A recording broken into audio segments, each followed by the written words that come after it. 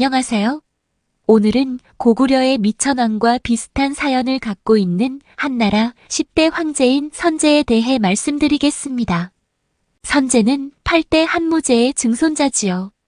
선제에 대해 말씀드리기 전에 무제대로 가보겠습니다. 한무제는 영토확장 등 어마무시한 업적을 남겼지만 그로 인해 백성들은 참으로 고단한 삶을 살았습니다. 그래서 무제를 폭군이라고 평가하는 학자들도 많답니다. 그리고 무제는 귀가 얇고 성질이 좀 급해서 간신들의 무고를 그대로 받아들여 죄 없는 많은 사람들을 처형했지요. 아무리 큰 공을 세우고 평소 총애하고 사랑했던 사람이라도 밉보이는 사람들은 가만두지 않았습니다. 이리하여 무제 때는 내가 살기 위해서는 남을 희생시켜야 한다. 는 생각으로 무고를 행하는 자들이 많았습니다. 무고를 당한 사람들 중엔 황태자도 있었지요. 이 무고를 일으킨 사람은 강충이었는데 그는 한해 제후국인 조나라에서 조나라 태자의 잘못을 고자질하여 폐위까지 이르게 한 인물입니다.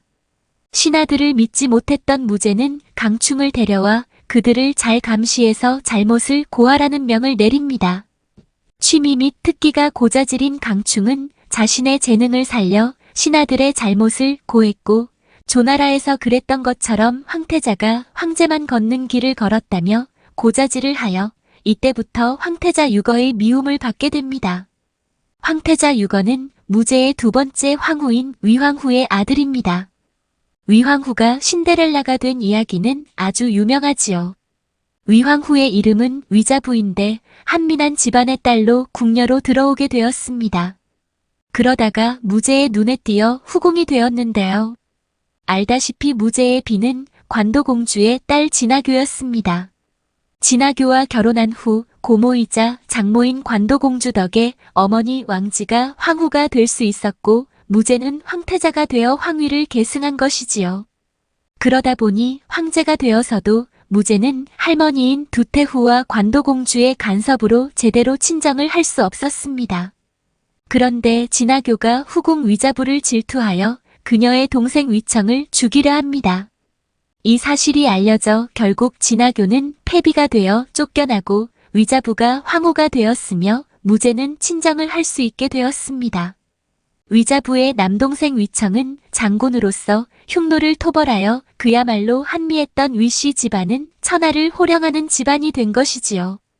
위청은 위자부가 황자 유건을 낳았을 땐 그 기념으로 흉노를 토벌하기도 했습니다. 그런데 위황후가 낳은 황태자 유건은 무제를 닮지 않고 조금은 유약해 보여 무제는 유건을 마음에 들어하지 않았습니다. 그러던 중 무제의 건강이 좋지 않아졌습니다. 강충은 황태자를 없앨 기회가 왔다면서 무당과 짜고 궁궐 여기저기에 저주의 인형과 부적을 파묻어둡니다. 강충은 무제가 황태자 유거를 못마땅해 하고 있다는 것을 너무도 잘 알고 있었지요. 강충은 황태자가 황제를 저주했다고 무고를 합니다. 황태자의 저주 때문에 건강에 이상이 생긴 거라 하면서요. 황태자 유거는 강충을 용서할 수 없었습니다. 그래서 무제가 휴양차 감천궁에 가 있을 때 강충을 죽이고 반란을 일으킵니다. 도망을 간 유거는 죽임을 당하고 그의 아들 둘도 죽임을 당했으며 위황후도 감옥에서 죽었습니다. 이렇게 무제는 자신의 눈밖에 나면 아내, 자식, 손자도 과감하게 눈앞에서 없애버리는 냉혹한 이였지요. 그러나 유거의 손자, 즉 무제의 증손자인 유수는 살아남아 여주수의 젖을 먹고 민간에서 자라났지요. 이후 황태자가 강충에 의해 무고당했음을 알게 된 무제는 아들의 죽음을 애도하며 후회하였으나 죽은 아들은 다시 돌아오지 않았지요. 무제가 죽은 후 무제의 뒤를 이어 8세에 황제가 되었던 소제는 21세의 젊은 나이에 죽었습니다. 그 뒤를 이어 황제가 된 창의왕 유하.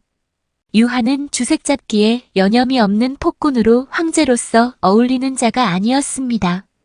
이때 권력을 쥐고 있던 곽광은 중신들을 모아 회의를 했지요. 황제께 없어 하는 짓이 천박하고 도리가 없으며 술과 여색을 밝히니 어찌하면 좋소. 이렇게 무도한 군주는 초기에 싹을 잘라야 합니다. 그렇다면 누구를 황위에 올린단 말이오? 유거의 손자 유순이 살아있소이다. 민간에서 생활하고 있소. 이리하여 창의왕은 황위에 오른 지 27일 만에 쫓겨났습니다. 민간에서 평범한 생활을 하고 있던 유수는 곽광을 비롯한 황궁의 신하들이 찾아와 자신에게 머리를 조아리며 폐하라고 하니 이게 꿈인가 생시인가 했습니다. 이렇게 철저히 버려졌다가 하늘로 날아오른 이가 바로 선제입니다. 선제는 민간에서 결혼한 부인 허씨를 데리고 황궁으로 옵니다. 선제는 허씨를 황후로 삼았습니다. 그녀를 너무도 사랑했기 때문이었지요. 그러나 실권을 쥐고 있던 곽광은 허 황후를 죽이고 자신의 딸을 황후로 삼게 해 권력을 유지합니다. 이때 선제는 곽광이 한 짓을 알고 있었으나 그가 군사권을 쥐고 있어 황제임에도 불구하고 그의 신경을 건드리지 않았습니다. 이로부터 3년 후 곽광이 죽자 선제는 곽씨 집안 사람들의 힘을 약화시킵니다. 곽씨 집안의 군사권을 약화시키기 위해 곽광의 후손들을 문관으로 임명하고 되도록 멀리 보냈습니다. 이리하여 곽씨 집안 사람들은 열을 받습니다. 그냥 두보만 보고 있다간 우리 다 죽어. 그래. 이래도 죽고 저래도 죽을 거라면 목숨 걸고 싸워보자. 곽씨 집안 사람들은 쿠데타를 일으킵니다. 기다렸다는 듯 선제는 이를 진압하고 곽씨 집안 사람들을 몰살하지요.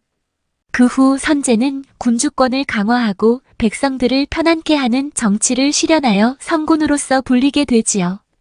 선제는 민간에 살면서 백성들의 고통을 너무나 잘 알고 있었습니다. 과도한 세금으로 고통받는 것을 모두 보아왔기에 우선은 세금을 감해 주었습니다. 그리고 상평창을 설치했는데요. 상평창은 풍년이 들었을 때는 곡물 가격이 하락하는 것을 막기 위해 비싼 값에 사들이고 반대로 흉년이 들었을 땐 비축하고 있던 곡식을 싼 값에 팔아 물가를 조절하는 기관이었지요. 이는 전국 칠홍 중 하나였던 위나라에서 실시했던 것이었는데요. 우리나라는 고려 성종 때 설치했습니다. 성종은 최승로의 시무 28조를 받아들이고 중국의 행정제도를 대폭적으로 수용한 왕이었죠. 그리고 선제는 범죄 예방을 위해 법치주의를 강화했습니다. 법치주의를 강화했다는 것은 바로 형벌을 강화했다는 이야기가 됩니다. 백성들을 사랑하는 군주였지만 반면에 그만큼 백성들에게 엄격했던 왕이었네요. 경제를 활성화시켜 민간인들의 생활이 안정되도록 했습니다. 대외적으로는 흉노를 공격해 큰 성과를 거두지요. 한해 공격으로 힘을 잃은 흉노는 결국 동흉노와 서흉노로 분열되었고 동흉노는 한해 항복을 하고 친화정책을 펴니다. 어때요? 선제의 업적도 대단하지요? 고구려의 미천왕도 선제와 비슷한 처지에서 왕이 되었는데요. 큰아버지 봉상왕이 미천왕 을불의 아버지인 돌고를 영모죄로 몰아 죽여 을불은 민간에 숨어 살아야 했습니다. 머슴, 소금장수 등 안 해본 일이 없었지요. 그런데 그때 재상이었던 창조리가 봉상왕의 사치와 포악함을 더는 두고 볼 수 없다며 군사를 일으켜 봉상왕을 패하고 민간에 숨어있던 을불을 찾아내 왕위에 올립니다. 미천왕 또한 고구려 역사에 있어 아주 중요한데요. 낙랑과 대방을 몰아내는 등 영토를 확장하고 서안평을 차지해 중개무역권을 따냅니다. 경제를 활성화시키고 자신이 민간에서 고생하던 것을 생각해 백성을 배려하는 정책을 폈습니다. 정말 선제와 비슷하지 않나요? 아무튼 선제는 제위 25년 만에 세상을 떠났는데 이때 나이가 43세였습니다. 다음으로 선제가 허황후로부터 낳은 아들인 원제가 뒤를 잇습니다. 원제는 선제와는 달리 유교의 이상주의 정치를 원했지만 실현하지 못했고 제위 16년 만에 세상을 떠납니다. 원제의 황후인 원후는 왕씨였는데 이후 원후의 외가인 왕씨 집안이 세도 정치를 하게 되지요.